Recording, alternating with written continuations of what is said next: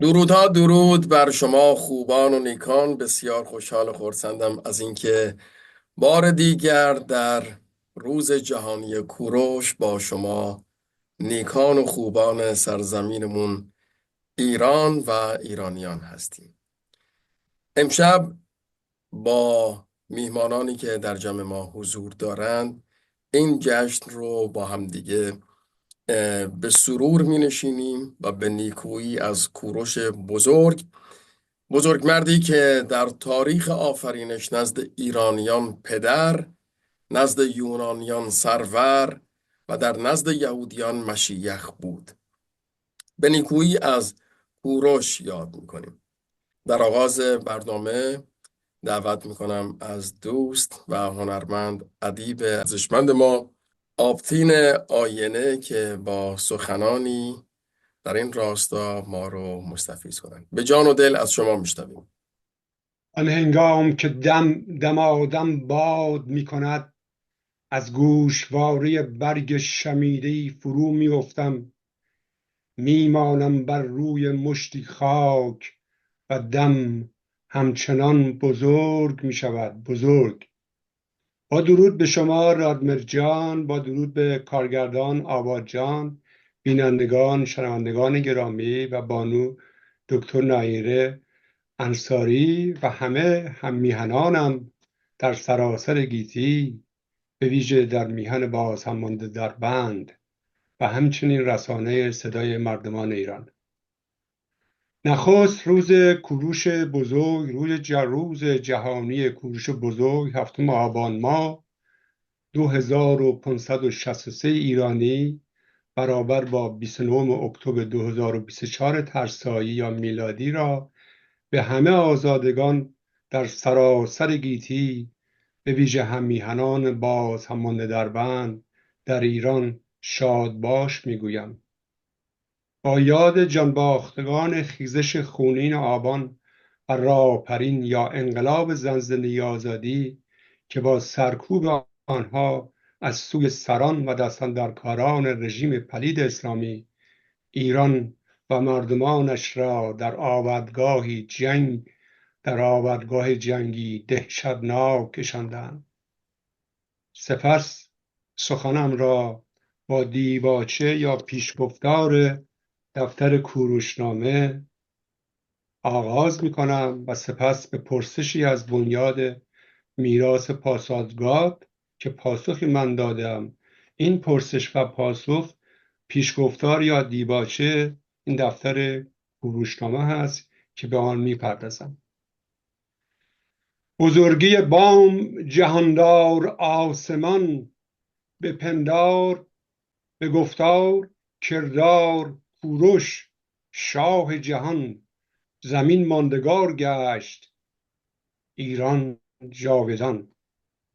اگر نگرشی با دانش دانایی و بینش بینایی به رخدادها و رویدادهای هنگام در درازای تاریخ ایران و جهان داشته باشیم و از دریچه خودکامگی، مردم سواری، کور باوری دوری جوییم، در میابیم پندار گفتار و کردار کوروش بزرگ با گذشت 2563 سال همچنان با نگاهش نخستین آزادی نامه جهان یا منشور حقوق بشر برای جهانیان مانای ماندگار نگارستان گشته است.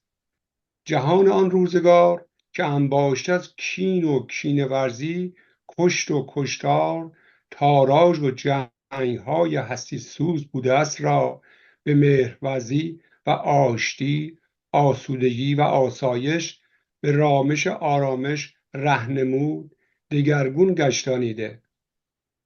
او پل پیوند گشت تا نیستی را به هستی برای زمینیان پدیدار گرداند. بدین سان بینایی بینش و دانش دانایی آزادی نامه همراه با کارنامش یادمانی جاویدان و یگانه برای جهانیان پدیدار گشتند. او آفریدگار آزادی دادگری، پیشرفت پویایی و آبادی است که هرچه زمان پیش می رود ارزشمندی این شاهکار هرچه بیشتر دیده و شنیده می شود. دیدگاه و جهانبینی جهانگستر کوروش بزرگ از چارچوب درونگرایی تیره و تبارگردانی نژادی و دینی، بردگی و بردهگردانی را از جان و روان آدمی میروبد. زندگی و زیست بوم شاد و زیبا را بایسته و شایسته ارمغان می‌آورد. با باورمندی میتوان گفت اگر اندیشه، گفتار و کردار خردمندانه کوروش بزرگ به انجام نمی‌رسید، جهان به سرنوشت دیگری گرفتار میشد که نافرجام با سرانجامی گسسته به فروپاشی می‌انجامید.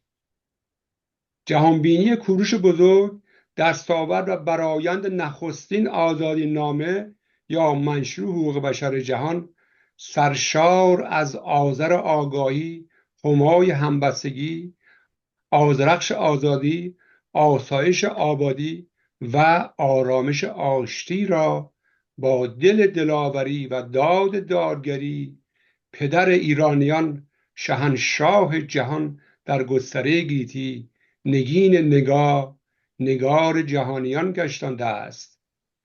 ژرفای پرسش بنیاد میراث پاسارگاد چگونه پیوندی میان پندار، گفتار و کردار کوروش بزرگ در آزادی نامه یا منشور حقوق بشر که نخستین در جهان می باشد با پندار، گفتار و کردار ایرانیان امروز دیده می شود. به باور من این پرسش جستاری در رهگذر درازای بیش از 25 سده پاسخهای گوناگون را در خود پذیرا می باشد. کدام ایرانی، در چه دورانی، با چه بینش و دانشی این پرسش جستار را می نگرد؟ اگر اندکی به ریشه و ژرفای فرازها و فرودهایمان بپردازیم خواهیم دید ایرانیان در پس نابسامانی‌های پایانه دوران ساسانیان و تاختن اسلامیان با شکست در پی شکست دیگر گرفتار گسستگی تاریخی و فرهنگی شدند. با آن کشتار دهشتناک روزافزون مردمان، نابودی گنجینه‌های فرهنگی و هنر، تاراج تن و تندیس، بردگی و آوارگی، این گسستگی گسترده گردید. بدینسان درخشش‌ها تیره گشتند، دیوانها را در آتش خشم سوزاندند و بر آب ریختند تا دیوان الله دیدارها را دیوار گردانند. ژرف اندیشی و پرسای اندیشیدن بر جستارها از بیشترین ایرانیان گرفته شد. سپس در هنگام مردان و زنان خردمند دلاور رخ از رخداد و روی از رویداد برگشودند تا خاموشی فراموشی را به بیداری روشنایی، گسستگی را به پیوستگی درمان گردانند. از میان چهره‌هایی در این کارزار فرهنشر بسیار بسیار کوشیدند: روزبه پارسی یا ابن مقفع، زکریا رازی، فردوسی، ابوریحان بیرونی، پور سینا، خیام، کسروی، صادق هدایت، آرامش دوستدار، اسماعیل خویی، منصور انصاری، اریک هرملین سوئدی، زیگموند تلگدی مجارستانی، آرتور کریستیانسن دانمارکی، ریچارد فرای آمریکایی و بسیاران دیگر همکنونانی به مانند بهرام مشیری و دیگر اندیشمندان میتوان نام برد تا این گسستگی و دوگانگی نیمه ایرانی و نیمه اسلامی که در گوهر دشمن بیچون چرای یکدیگرند، نیمه خردمند دیوانی را بر نیمه خونسالار دیوان الله پیروز گردانند. اگر هر ایرانی از بستر آگاهی‌های بایسته و شایسته برخوردار باشد، بستری که در آن کوروش بزرگ و کوروش‌های دیگر پرورده شد، سپاسگزار و ستایشگر چنین بستری است، بستری که نماد خردمندی، دلاوری، دادگری و مهرورزی‌اش را کوروش بزرگ می‌داند. او را پدر خویش کوروشنامه را پلی از بردگی تا آزادگی، آزادی نامش را نشانه ها، نگین نگار نگاه ها در گستره گیتی گسترده می‌گرداند. آمریکا بزرگترین کشور دارای مردم سالاری جهان، نه بسیار بایسته و شایسته دادنامه و بنیادنامه‌اش یا قانون اساسیش را از کوروشنامه گزنفون که بازتاب گزیده‌ای از اندیشه ها و کارکردهای کوروش بزرگ را نگاشته بهره جسته که بر بستر این آزادی نامه گستره توانایی‌هایش به کهکشان‌ها کیهان نوردی می‌کند. با باورمندی میتوان گفت اگر اندیشه، گفتار و کردار خردمندانه کوروش بزرگ و انجام نمی‌رسید، جهان به سرنوشت دیگری گرفتار با سرانجامی گسستگی به فروپاشی می‌انجامید. در برابر این ساختار بنیادین، باورمندان اسلامی و وابستگانشان با اندیشه ویرانگری آن سوی دیگر هستند که با خردمندی، دادگری، مهرورزی، آرامش و هر گونه زیبایی دشمنی می‌ورزند، می‌خواهند با همه توانایی کوروشنامه و گنجینه‌های ماندگار یادگار او را نماد برگزیده، همای آزادی، آشتی و آبادی را نابود گردانند. بدین گونه اسلامیان بیش از 14 سده تا همکنون این اندیشه اهریمنی را پی گرفتند تا به انجام برسانند. بدین سان فرمانروان اسلام بر تن و تندیس فرزندان کوروش خونروایی می‌کنند. آنان با سرکوب هر جنبش، خیزش و تاراج میهن باز هم مانده در بند، سرسختانه در برابر راهپرین یا انقلاب نوین ایران ایستادند. با خونروایی میخواهند واپسین امامشان را از ته چاه به فرمانروایی جهان بنشانند. من آدمی از میان آدمیان، در ریزشگاه آبشار چینهای آزرم و خشم بر پیشانیم پیچیده می شود، پیچشگاهی که به گورم می کشاند، یا چون پار سنگی به دفترهای سنگستانم سنگکوبم می کند، یا از بانگ بلند خشم در واژگان آتشستانم بخار می گرداند، و یا چون چکهای اشک بر دفتر آبستانم برون از میهن می چکاند. باری پیشنهاد و جستاری شاعر نگرش را که پس از سرنگونی رژیم اسلامی و پیروزی خروش خجسته این راهپرین نوین مردمان ایران، زن زندگی آزادی، ژن ژیان آزادی، که امیدوارم به زودی به سرانجام برسد، گزینش هنگامی برای گاهنامه ایرانی است. چه رخدادی و رویدادی از هنگام آغازی برای گاه شماری مردمان ایران برگزیده گردد تا از زیر این ننگ تاریخی، تقویم هجری آزاد گردیم. به باور من 3 پیشنهاد بر بستر 3 راهکار با خرد و فرهنگ ایرانی هموند و هم پیوند هستند.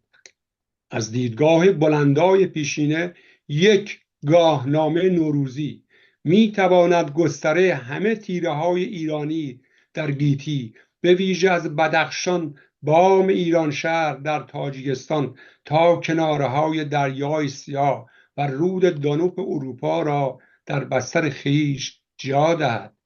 2 گاهنامه زرتشتی زاد روز زرتشت نخستین اندیشمند سراینده و آموزگار بزرگ که جایگاه ویژه‌ای در تاریخ و فرهنگ ایران و جهان دارد.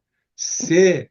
گاهنامه آزادی یا ایرانی، روز فرمان آزادی نامه کوروش بزرگ، نخستین منشور حقوق بشر جهان که بالاترین ارزش‌ها را در خود جای داده است. به باور من گاهنامه آزادی یا ایرانی را میتواند خردمندانه ترین پیشنهاد برای گاه شماری ایرانیان باشد. امیدوارم در مهستان بنیادگذاران یا مجلس مؤسسان پس از سرنگونی رژیم اسلامی این پیشنهاد بررسی و برگزیده شود، زیرا که کوروش بزرگ و آزادی نامش شناسه میهنی و تاریخی ایرانیان است.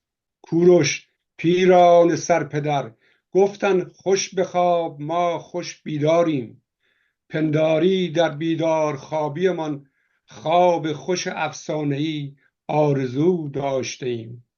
کوروش پیران سرپدر میگویند نیستی، میخواهند هسته هستیمان را در هیچستانشان هیچ گردانند. انگاری از بیدار خوابی به خواب بیداری برخاسته ایم. در آستان پل پردیس آزادی نامد گوی سپندان را نگین هر نگاه نگار گیتی میگردانیم.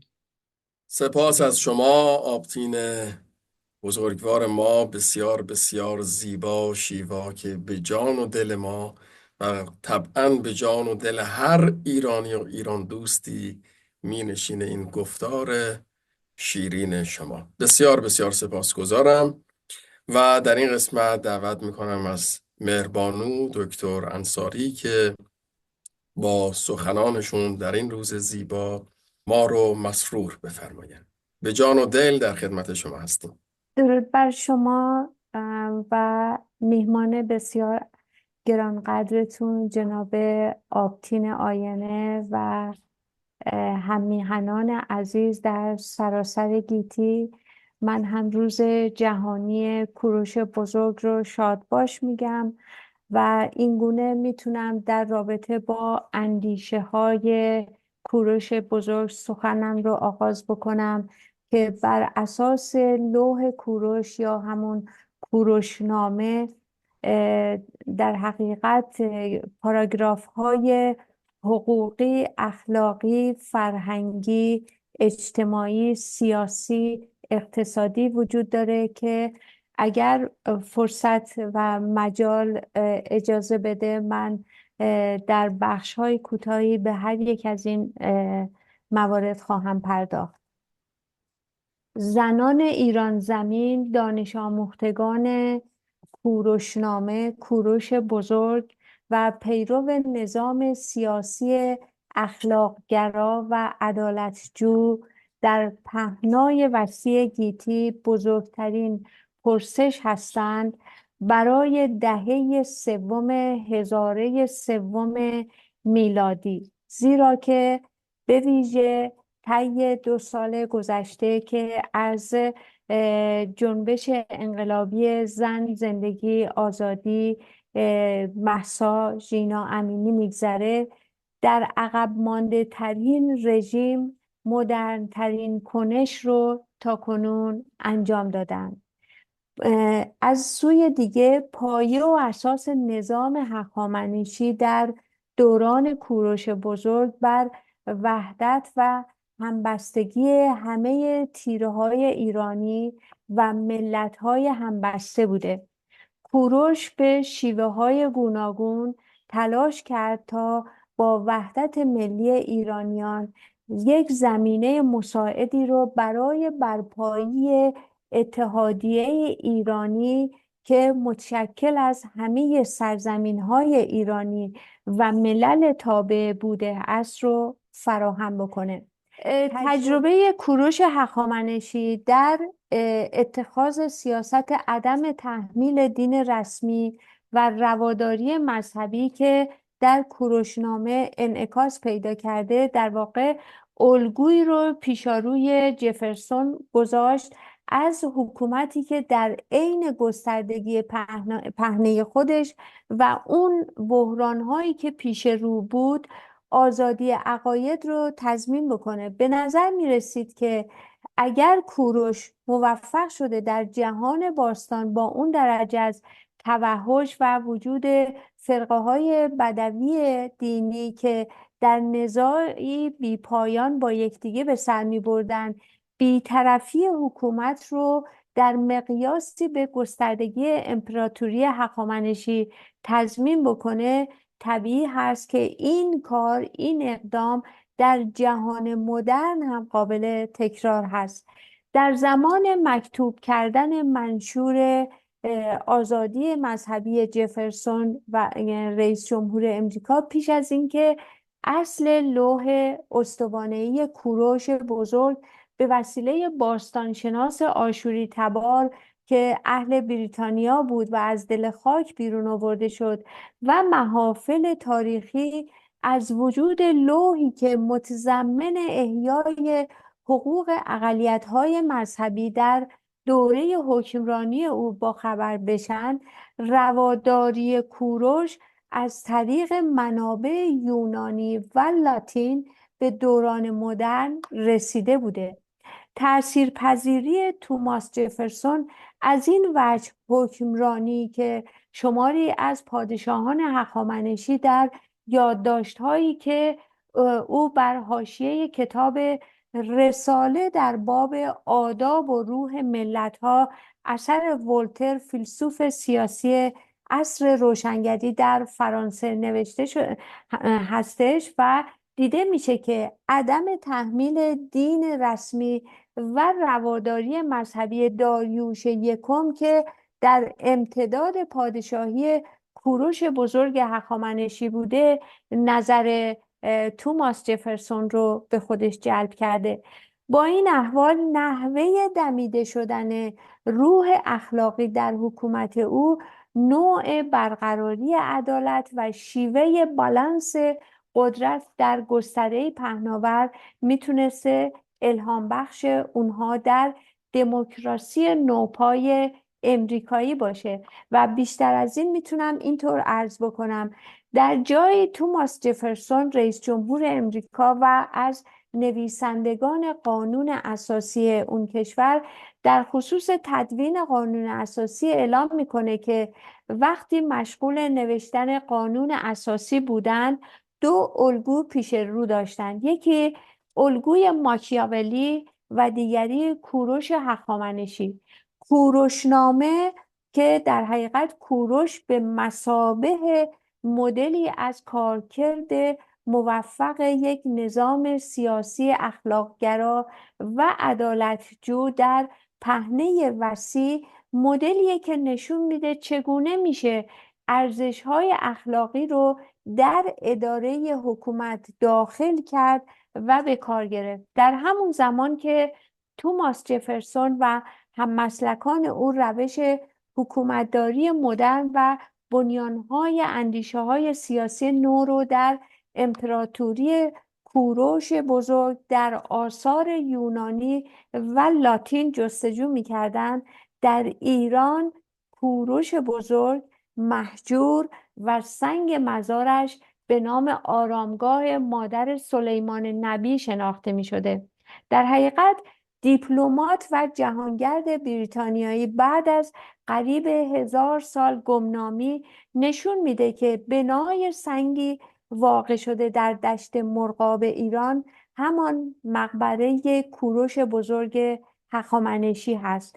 از سوی دیگه در حکمرانی کوروش ما جایگاه اقلیت‌ها رو مشاهده می‌کنیم که چگونه سیاستگذاری درست نسبت به اینکه جایگاه اقلیت‌ها در اون حکمرانی کجا باشه رو می‌بینیم.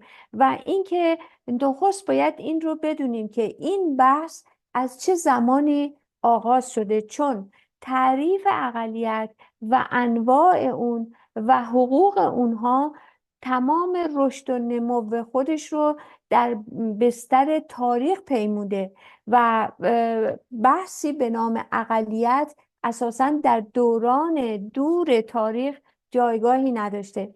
تنها اثر بر جای مونده موجود در این زمینه اون هست که کوروش بزرگ به هنگام ورود فاتحانه به شهر بابل در سال 538 پیش از میلاد طی فرمانی تمام مللی رو که احتمالاً تمامی اقلیت بود و در اسارت بابلی ها به سر می بردند رو آزاد کرد.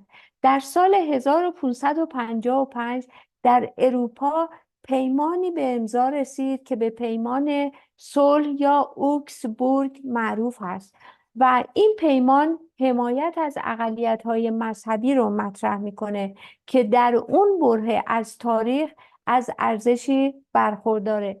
در پاراگراف‌هایی از منشور کوروش تصریح شده که هیچ کس را نباید به مناسبت تقصیری که یکی از خویشاوندانش مرتکب شده مجازات کرد و اعلام میکنه که بردهداری رو ایشون برانداخت و به بدبختی اونها پایان بخشید و در حقیقت این پاراگراف همون مبحث علمی اصل شخصی بودن مجازات ها هست که سده ها پس از کوروش بزرگ مورد بررسی و تحقیق مکتب های اجتماعی و حقوقی قرار گرفت و در نهایت به عنوان یک قانون در قوانین کیفری وضع شد و واجد اعتبار حقوقی در اروپا گردید.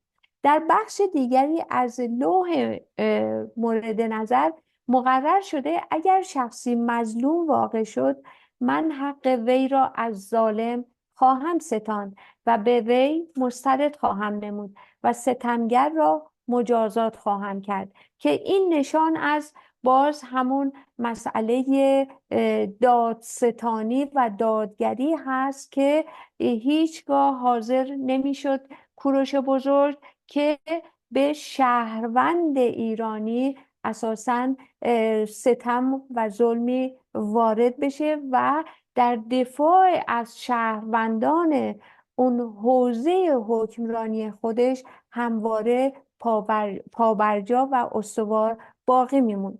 فراتر از این موارد در پاراگرافی دیگه از منشور بزرگمرد جهان میتونیم مشاهده بکنیم که اعلام میکنه نخواهم گذاشت که مردان و زنان رو به عنوان غلام و کنیز بفروشند و حکام زیردستان من مکلفند که در حوزه حکومت و مأموریت خودشون مانع از فروش و خرید زنان و مردان به عنوان غلام و کنیز بشن و رسم بردگی باید در کل جهان برافتد و این در حالی هست که اگر ما بخوایم مقایسه بکنیم در ایران کنونی زنان و مردان به چه نحوی با در حقیقت سرکوبگری بیشتر رژیم اسلامی مورد داد و ستد قرار میگیرند، چه در داخل ایران و چه در کشورهای به ویژه اون شیخ نشینان پیرامون حوزه همیشه خلیج همیشه فارس که مورد بردگی و خرید و فروش قرار میگیرند. در حقیقت در دوره حکمرانی کوروش بزرگ و حکومت اون هخامنشیان و قوانین وضع شده توسط اونها وضعیت زنان در حالت ثبات و اعتدالی ارزشمند قرار گرفت. در اون دوره زن شخصیت حقوقی داشت و میتونست مال و اموالی رو که داره و به اندازه برابر با برادران خودش از ارث برخوردار بشه.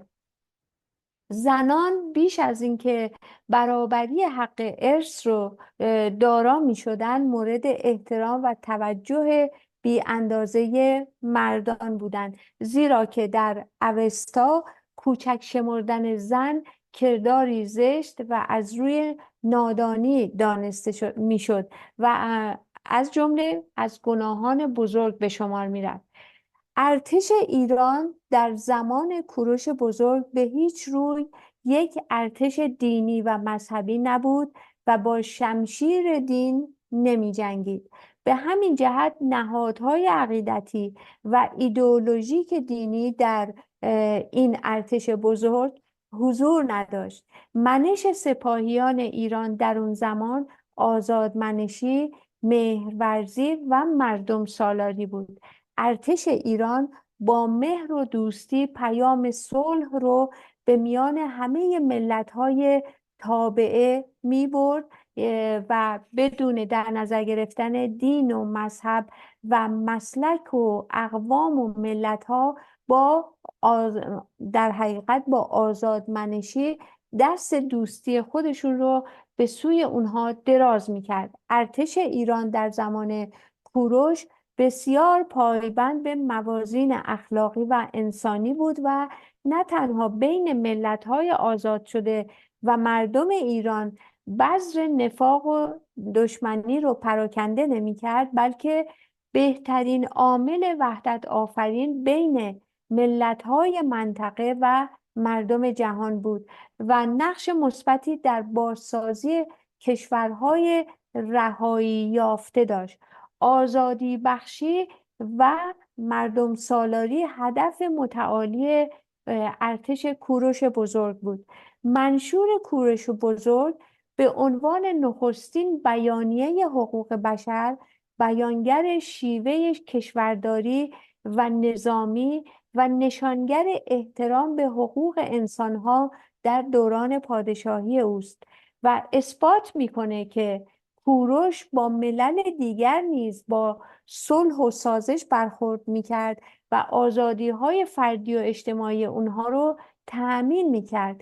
باورهای دینی رو محترم میدونست و از هیچ کوششی برای پرداختن آزادانه اونها به باورهای دینی فروگذار نبود. هیچ گزارشی از شکنجه، اعدام، رشوه‌خواری، زورگیری، چپاول و تقسیم غنایم جنگی، تحمیل و تفتیش باورها، انحصار طلبی دینی و تعصب مذهبی و پایمال کردن آزادی‌های فردی و اجتماعی از دوران کوروش بزرگ هخامنشی در دست نیست.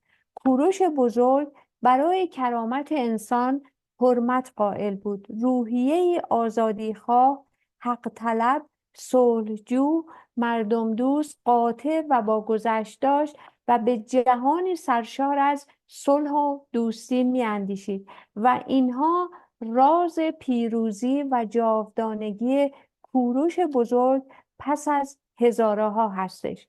به هر ترتیب بنابر آنچه که خدمتتون عرض کردم، امروز هم با بهره‌گیری از این الگوی کارآمد، پاسداشت مرزهای فرهنگی ایران بزرگ تنها در گرو اتحاد همه باشندگان اعم از ترک و کرد و بلوچ و عرب و فارس است، بر بنیان الگویی که کوروش بزرگ ارائه میده.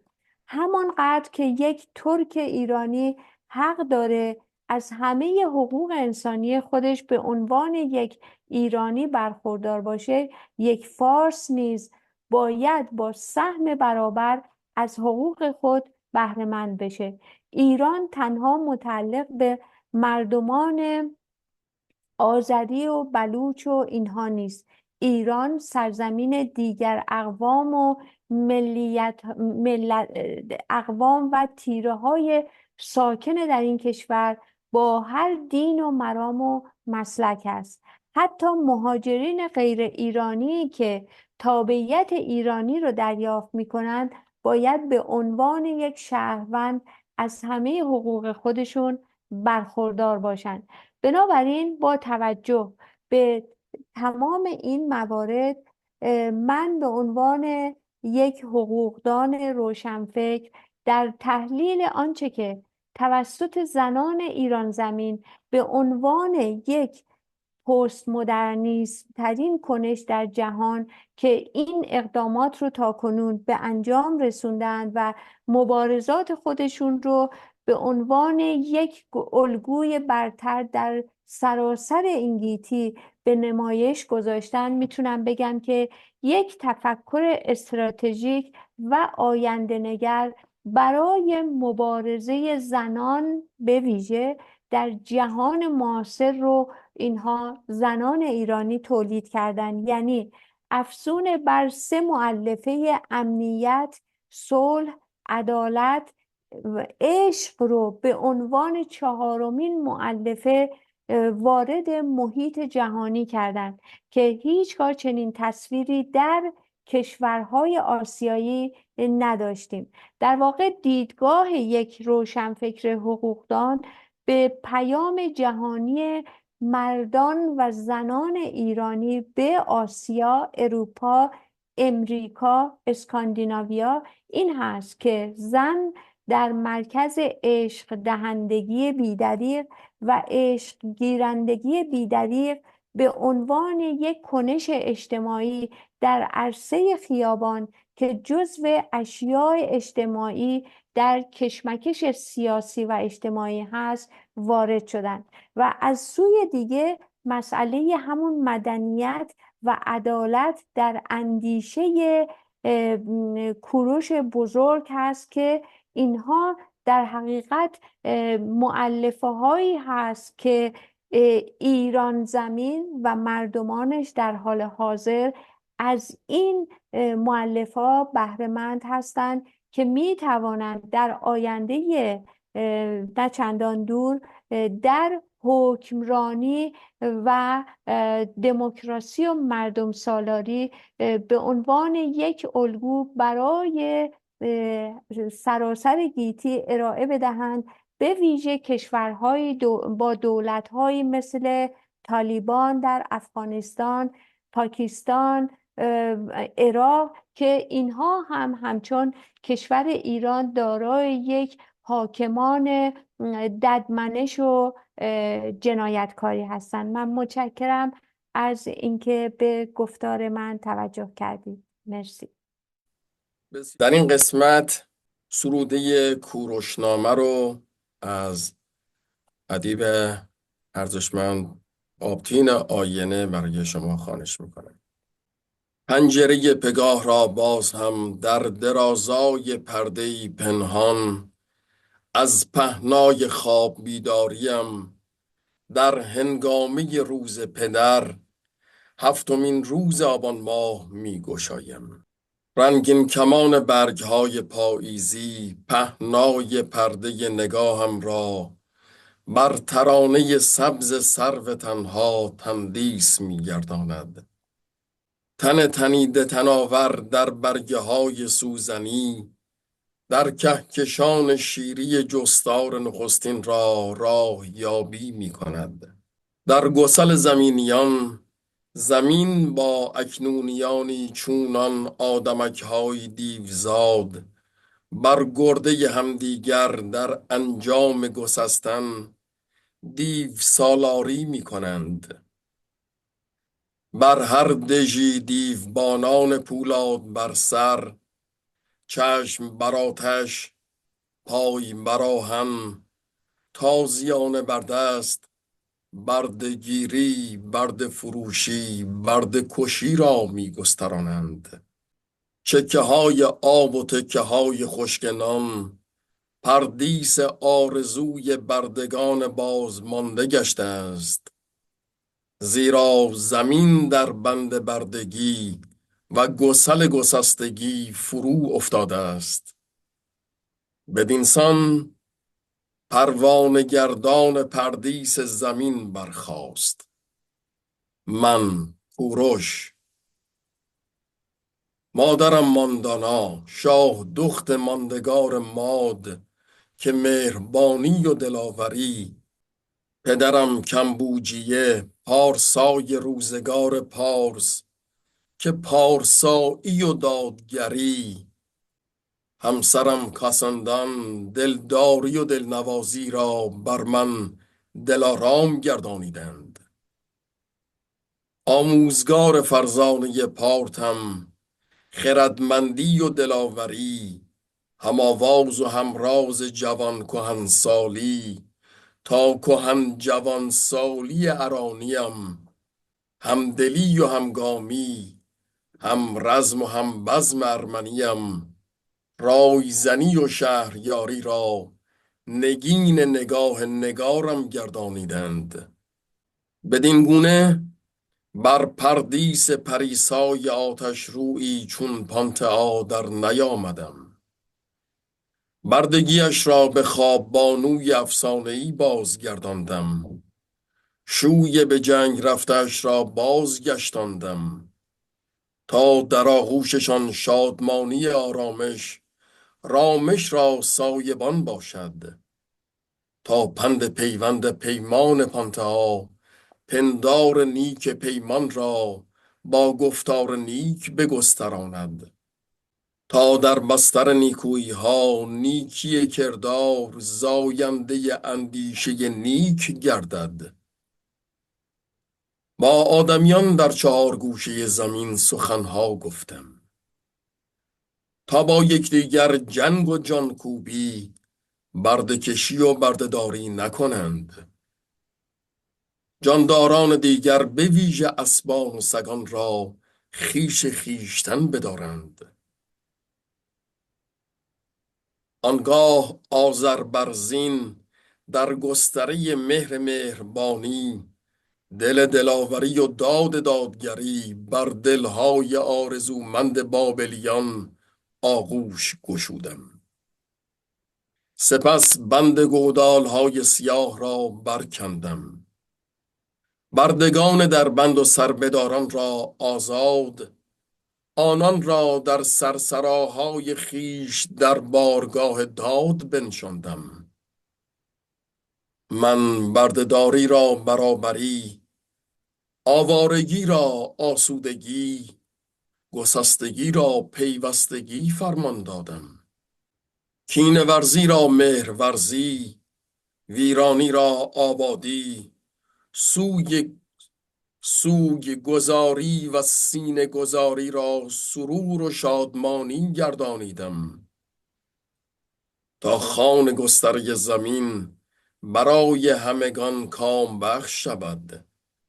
تا گیتی از گسل گسستگی به پیوند پیوستگی نخستین بار راه برگردد. بدینسان من کوروش، شاه بردگان گسل گسسته دیروزان، شاه فرزندان فروزان اکنون و فردای کیهان، شاه آزادگان، شاه شاهان، شاه جهان، با باور بلند خرد و مهربانی، بر بام دلاوری و دادگری، آرامش شادمانی را در کام برابری، در بستر زمین ماندگار گردانیدم.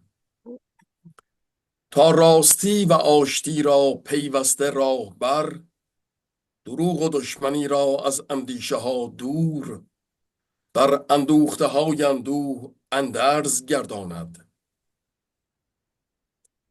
من جهانگیری را برای جهانداری، جهانداری را برای آزادی و آشتی آدمیان، برابری را برای زنان و مردان ارمغان آوردم. تا زنان و مردان و هموند و همسر بر آوارهای دیوار دیدار، آشیانه آغوش رامش را بر آسمان بگشایند. تا رخ از رخ داد و روی از روی داد گشوده، بر نگارستان نگاه هر نگار، دیوان دیده دیدار نگاشته شود.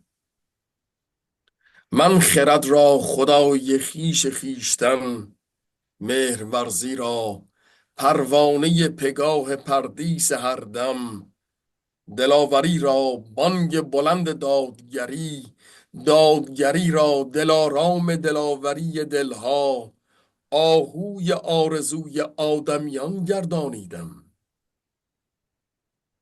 من نخستین آشیانه آشتی، دروازه دیدار دلها را روی به گستره گیتی سامان دادم.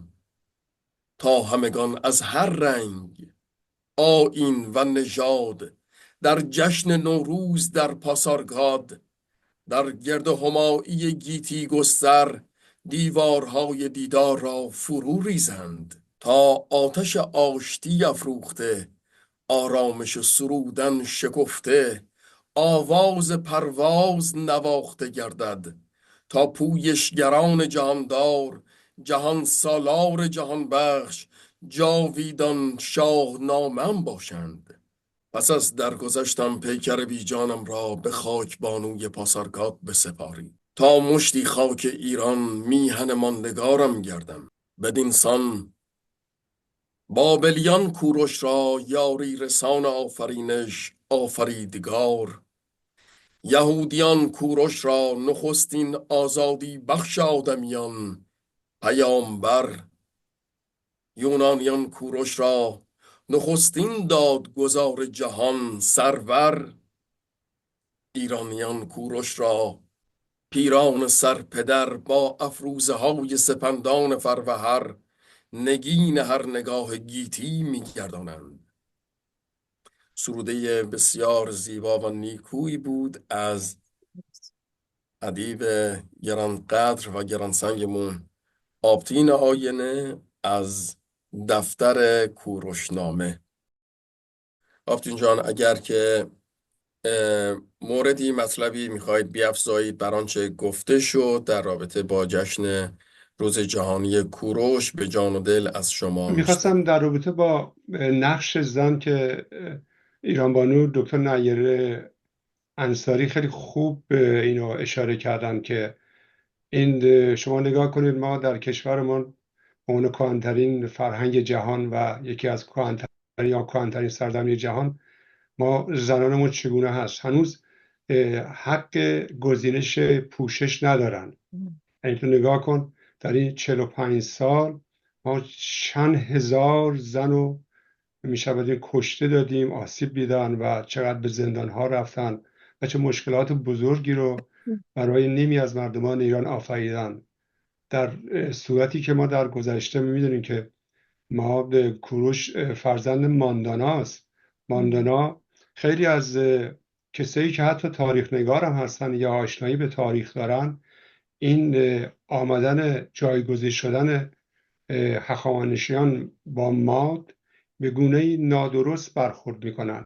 ببینید کوروش فرزند مانداناست. ماندانا دختر بزرگ و برجسته و نازنین آستیاک، آخرین پادشاه ماد بوده و این جنگی بین دو سلسله یا دو در واقع مادیان و پارسیان نبوده. اینا در واقع به خاطر به هر دلیلی که ماندانا نقش برجسته‌ای داشته و در واپسین سالهای حکمرانی یا فرمانرانی یا فرمانروایی پدرش نارسایی‌هایی بوده، نقش برجسته‌ای ماندانا داشته که قدرت و در واقع پادشاهی و توانایی رو از پدرش به پسرش بده و این یکی از ما همین 2500-600 سال هم که در نظر بگیریم، یکی از جاهایی یا مقطع‌ها یا وضعیتی که بوده، یکی از درخشانترین جابجایی مادها با هخامنشیان بوده که ما جنگ‌های گسترده نداشتیم. یکی هم در زمان رضا شاه بزرگ بوده که از قاجاریه به سلسله پهلوی بوده. در نتیجه نقش برجسته‌ای زنان در اون موقع داشته، به ویژه ماندانا، و یکی از درخشانترین چهره‌هایی که میتونه ما نام ببریم نقش برجسته آتوسا، دختر بزرگ کوروش بزرگ بوده که به حکومت رسیدن، یعنی بعد از اون بردیای دروغین و جنجال و میشود گفت ناهنجاری بزرگی در جانشینان کوروش بزرگ بوده، آتوسا نقش برجسته‌ای رو ایفا میکنه. و یا حتی در زمان داریوش هم که خانم دکتر اشاره‌ای داشتن، ما در ساخت تخت جمشید که بسیار یا پارسه 40 سالها، بیش از 40 سال دست کم طول کشیده، در اونجا زنانی ما داشتیم معمار بودن، مهندس بودن و اونجا در واقع مهد کودک یا کودکستان ساخته بودن برای بچه‌هایی که به دنیا میان اونجا میرفتن اونجا آموزش میدیدن و به گونه‌ای حقوق میگرفتن یا به گونه‌ای 1 سال تا 1 سال و نیم از کار کردن در واقع معاف میشدن. یعنی همین دیدگاهی که الان فرض کن در کشورهای اسکاندیناوی که شاید تو کشورهای دیگر جهان هم خیلی خیلی نمونه باشن در رابطه با همین زادمان بچه ها و نوع برخوردی که با بچه ها و کودکان و زنان دارن، اینو آن موقع میشه باید گفت ما به خوبی میبینیم و همونطور که خانم دکتر گفتن هیچ گزارشی ما نداریم. به طور نمونه ما 3 تا تاریخ نگار برجسته داریم که بیشتر گزارش های تاریخی رو به ما دادن. یکی هرودوت، یکی کستیاس، یکی در گزنفونه. کستیاس خیلی نفرت داشته از کوروش به این دلیل که پزشک دربار اردشیر دوم یا اردشیر اول بوده و زیاد خب به هر دلیل دوست نمی داشته تاریخ ایران و ایرانی‌ها رو. خودش هم یونانی بوده و بسیار غرض‌آمیز درباره کوروش و دیگر هخامنشیان پادشاه سخن گفته و برعکس اون گزنفون بسیار شیفته کوروش بوده. همونطور که خانم دکتر هم گفتن همین کوروشنامه یا همین سروده من، این کتاب من که نامش کوروشنامه گذاشتم، تو گیومه کوروشنامه نخستین بار گزنفون نوشته و گزارشایی هست.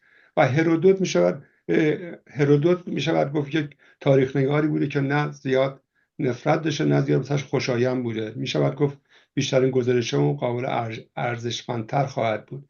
اینه به این دلیل گفتم که میشود گفت این چگونگی گفته ها درباره یا آگاهی ها درباره کوروش خیلی خوبه که آدم نه با اون دیدی که بخواد ستایش انگیز، یعنی هیچ چیزی نیست که ما نگاه کنیم بهترین باشه، نه با اون دید کرنش‌آمیز و ستایش انگیز گزنفور نه بررسی کنیم، نه با اون دید گزنفور.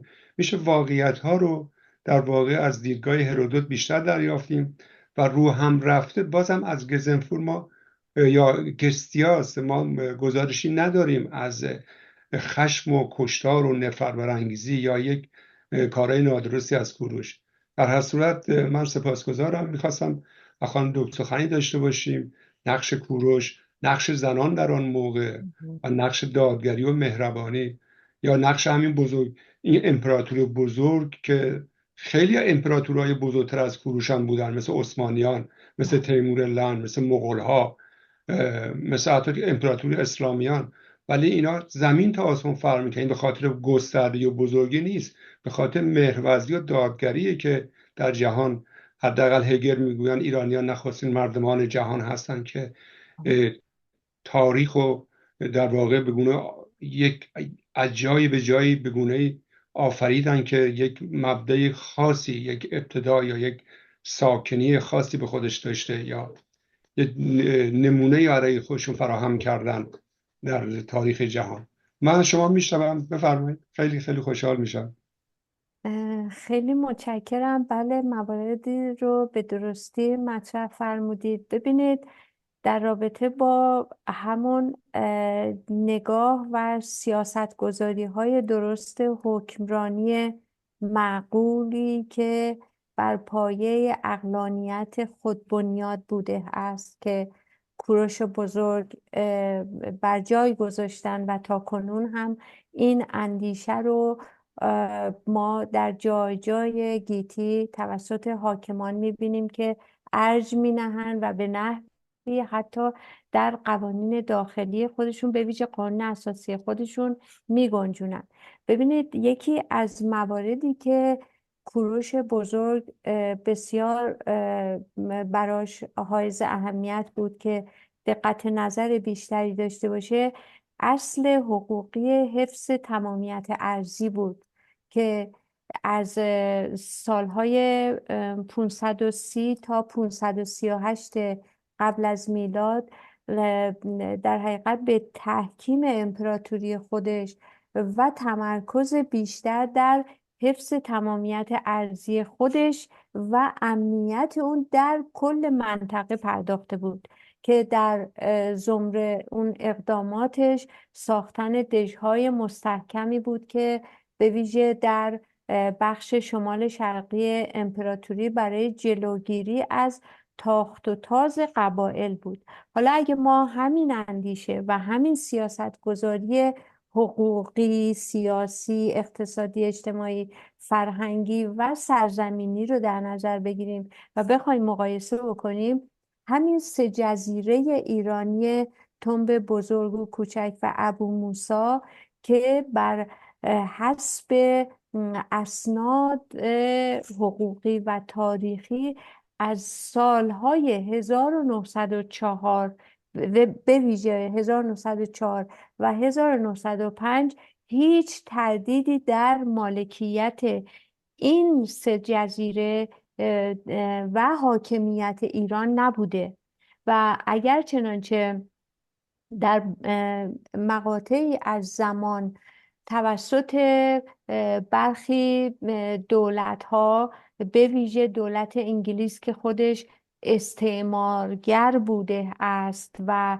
برخی کشورها رو تحت مستعمره خودش داشته است، اونجا ادعا کرده بودند، اما بر مبنای اسناد حقوقی و تاریخی و حتی اون اسنادی که در سازمان بین الملل، سازمان ملل متحد و مجمع عمومی شورای امنیت سازمان هست، نتوانستند یک دلیل مستدل حقوقی نسبت به عدم مالکیت و حاکمیت ایران نسبت به این جزایر رو به اثبات برسونن و دولت رژیم اسلامی که حقیقتاً یک رژیم ضد ایرانی هست و اساساً تمامیت ارضی براش هیچ محلی از اعراب نداره، با ضعفی که از خودش طی این سالیان نشان داده است، این موجب شده که مثلا شیوخ امارات، اون شارجه و ابوظبی و اینها بیان یه ادعایی رو مطرح بکنن و با توجه به اون سیاست هایی که به ویژه بعد از جنگ روسیه با اوکراین و اون نقش نیابتی رژیم اسلامی در این جنگ ها، در جنگ اوکراین و روسیه و سوریه، اون جنگ داخلی که سالها به طول انجامید، اینها همه نشان از این داره که چقدر تفاوت بین این حکمرانان وجود داره که کوروش بزرگ به این شکل و با این الگوی مدنیتی رو که در ایران در حقیقت به ارث از خودش باقی گذاشت، ما میبینیم که از تمامیت ارضی ایران هم به حیث جغرافیایی سرزمینی و همون موارد حقوقی، اقتصادی، سیاسی اینهایی که عرض کردم اون رو حفظ میکرد، اما این رژیم اسلامی اینها رو داره با ضعفی که در واقع با ناکارآمدی و ناتوانی و نادانی، چون حکمرانی دانایی میخواد، دانایی که بنا به گفته افلاطون اون حاکمان مردم سالار اونهایی هستند که شایسته سالاری رو در دوره حاکمیت خودشون به منصه اجرا بگذارن و از افراد شایسته خردمند دانای علم و اینها بهره بگیرن و این در حالی هست که 46 سال هست که اینها بر پایه همون الگوی روح الله خمینی که گفت ما مکتبی، افراد مکتبی رو نیاز داریم و نه متخصص، اینها دارن عمل میکنن. بنابراین اگر چنانچه ما هم اقدامی حقوقی سیاسی انجام میدهیم، در واقع ریشه و اساس این اقدامات ما همین تفکرات و همین اندیشه های نوین کوروش بزرگ هست که به ما این توانایی بیشتر و جسارت بیشتر رو میدهد که به صورت عریان اعتراضمون رو نسبت به حاکمان اشغالگر به منصه اجرا بگذاریم و تا بتوانیم حتی استعماری که فرانو شده هست رو اون رو باز دوباره از بین ببریم. یعنی استعمار زدایی خب یک قطعنامه‌ای بود در سالهای 1960 که توسط مجمع عمومی سازمان ملل تدوین شد و بعد هم دولت‌ها انجام دادن. در حال حاضر استعمار فرانو رو برای ما دارن به وجود میارن که ما باید در جلوی اینها بایستیم و اینکه اروپا با وقاحت میآید و ایران رو اشغالگر میداند، هیچ ادعاش هیچ جایگاه حقوقی که هیچی، ولی جایگاه اخلاقی و فرهنگی هم نداره. و به همین جهت من خواستم فقط یک مقایسه کوچکی بین این اندیشه ها و مدنیتی که کوروش به اون باورمند بود و این حاکمان اروپایی و اسلامی و اینهایی که در حال حاضر ما مشاهده میکنیم رو داشته باشم برای شما عزیزان. بسیار بسیار سپاسگزارم از همه شما خوبان، نیکان، مهربانو، دکتر انصاری، مهربان، آبتین آینه نازنین و همه خوبان و نیکانی که در جشن روز جهانی کوروش با ما بودند، همدل بودند و همراه بودند. بسیار سپاسگزاریم از شما و تا دیدار دیگر، بدرود. آینده ایران، تندرست باشید.